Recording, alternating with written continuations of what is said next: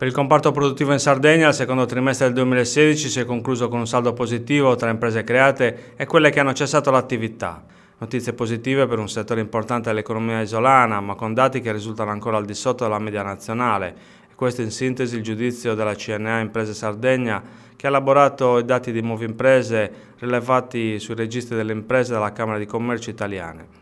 Dai dati camerali risulta che sono state 2.408 le nuove aziende di fronte a 1.597 cessazioni, con un saldo positivo di 811 aziende. Quanto al tasso di crescita, scrive in una nota la CNA, con lo 0,49%, quello sardo è stato più basso rispetto alla media italiana che si è attestata sullo 0,63%.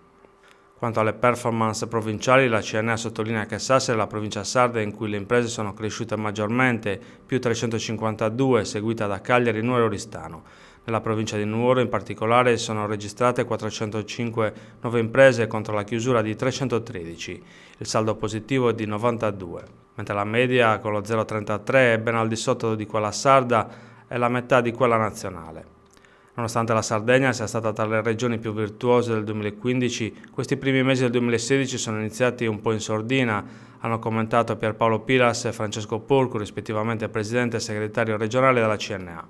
A livello nazionale registriamo un exploit delle regioni del Mezzogiorno con un saldo positivo di 14.500 imprese e un aumento dell'occupazione autonoma nel commercio e nel settore immobiliare e dell'occupazione dipendente nel settore agricolo. La Sardegna, continuano i dirigenti della CNA, sembra avere il freno a mano tirato, ma c'è da sperare che la seconda parte dell'anno registri un andamento simile a quello del 2015, nella speranza che il clima di fiducia porti anche ad una ripresa del comparto artigiano che versa in una situazione sempre più critica.